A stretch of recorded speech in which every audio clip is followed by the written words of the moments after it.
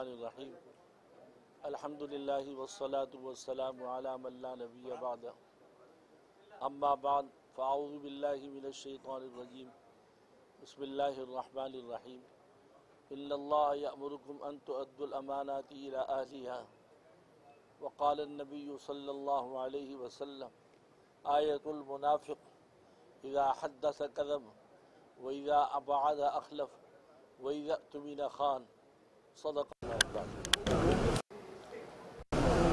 معزز صحافی حضرات، آپ حضرات بہت مشکور کہ آپ حضرات وقت نکال کر آئے، اور کچھ تاخیر بھی ہو گئی ٹریفک کی وجہ سے۔ اس کے ساتھ ہی بھائی مصطفیٰ کمال صاحب، بھائی نسیم آفتاب صاحب، قائم خانی صاحب، شمشاد صدیقی صاحب، ان سے میرے پہلے سے بہت تعارف ہے۔ ان سب حضرات کو مبارکباد دیتا ہوں کہ الحمدللہ آپس میں اتفاق اور اتحاد ہوا ہے ان میں۔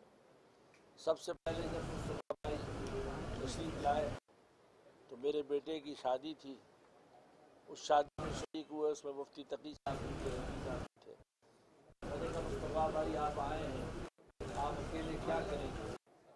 آفتاب صاحب کی طاقت ہے، وہ آدمی کو مروا بھی دیتے ہیں، سب کچھ کرتے ہیں، آپ کیسے کریں؟ انہوں نے کہا، مجھے آج تک وہ جملہ یاد ہے، انہوں نے کہا جب اللہ میرے ساتھ ہوگا تو کسی کی مدد جو ہے اور کوئی مجھے نقصان نہیں پہنچا سکتا۔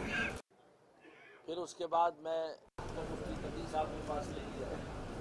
مفتی تقی صاحب کو انہوں نے جو جملہ کہا کہ ہم آپس میں اتحاد اور اتفاق چاہتے ہیں، چنانچہ مفتی صاحب کے ہاتھ میں انہوں نے ہاتھ ڈالا، لیکن سامنے والے فریق سے جب میں نے بات کی کہ بھائی آپ متفق ہو جاؤ، کراچی کے حالات اتنے خراب ہیں، بد سے بدتر ہوتے جا رہے ہیں، اور میں نے فاروق صاحب کو بھی فون کیا اور دوسروں کو بھی فون کیا، لیکن وہ اتحاد و اتفاق یاد نہیں۔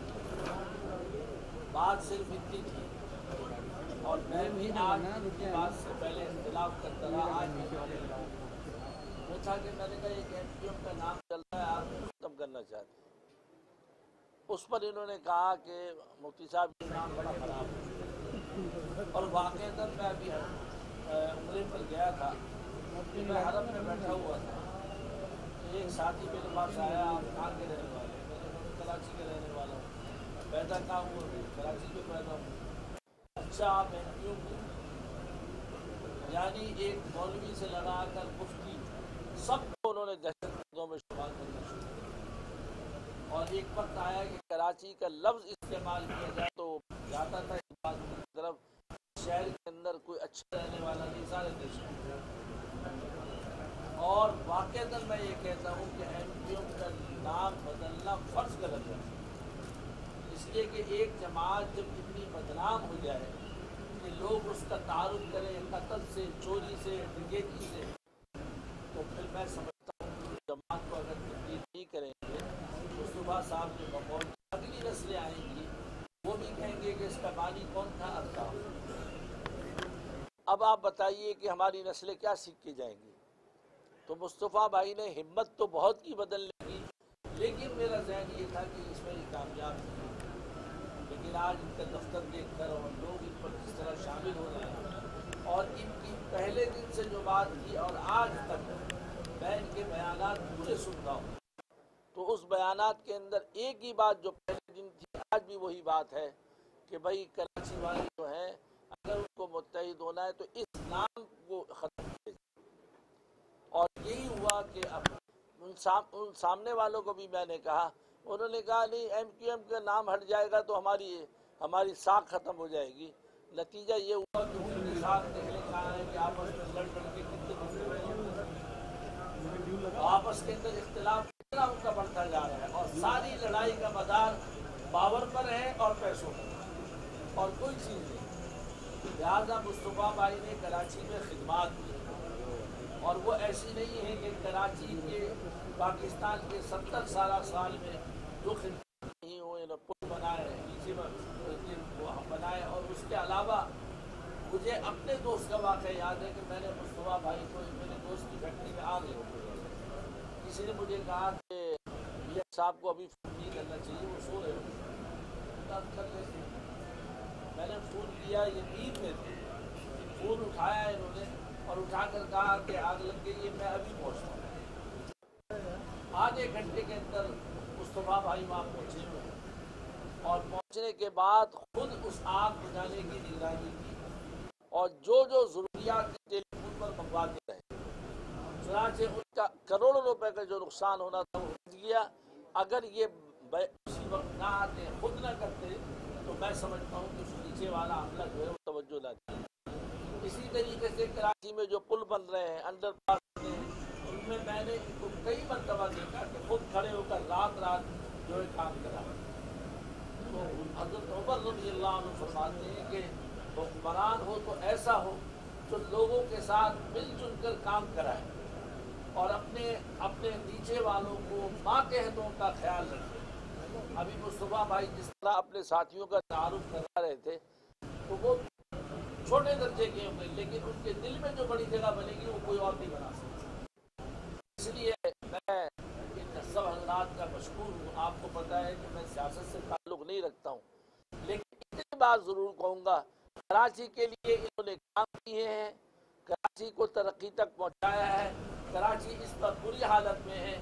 ووٹ ایک امانت ہے، ایک شہادت ہے، اور یہ دینا فرض ہے، اس لیے کہ اس کو اگر آپ ضائع کر رہے ہیں تو آپ نے گویا کہ ایک اچھے آدمی کو ضائع کیا ہے۔ لہٰذا میں سمجھتا ہوں کہ اب چاہیے کہ لوگ زیادہ سے زیادہ وہ جو ہے مصطفیٰ بھائی کو لے کر آئیں۔ لانے کے بعد کراچی کے اندر جو مسائل ہیں وہ انشاءاللہ العزیز ختم ہوتے ہیں، اور اگر آپ لوگوں نے اس میں کمی کی اور نہ لائے، دوبارہ وہی لوگ آ گئے جو میاں صاحب موجود ہیں، میں نے 50 مرتبہ وسیم اختر صاحب کو فون کیا، وہ ٹیلی فون ہی نہیں اٹھاتے۔ تو ایسا، اور میں نے یہ مشاہدہ کیا کہ اب تو میئر نہیں ہے، لیکن جس وقت میئر تھے اس وقت بھی فون اٹھائے گئے۔ ہمارے جامعہ مینوریا کے اندر 5000 طلبہ رہتے ہیں اور 1000 لڑکیاں رہتی ہیں، 48 ممالک کے طلبہ ہیں۔ میں نے مصطفیٰ بھائی کو کہا کہ پانی کی تکلیف ہے، سب سے پہلے آ کر دوسرے دنوں میں پانی دے دیا، اور اسی طریقے سے کوئی بھی مسئلہ ہوتا، کمپیوٹر جو ہے مدارس کو دینا ظلم تھا، اسکولوں کو تو دے رہے ہیں، کالج کو دے رہے ہیں، لیکن مصطفیٰ بھائی نے جامعہ بنوریا کے لیے تقریباً 50 یا 100 کے قریب کمپیوٹر دیے، جو آج تک جامعہ میں فتوے اور دین کے کاموں کے لیے استعمال ہو رہے ہیں، اور اس کا ثواب مصطفیٰ بھائی کو بھی مل رہا ہے۔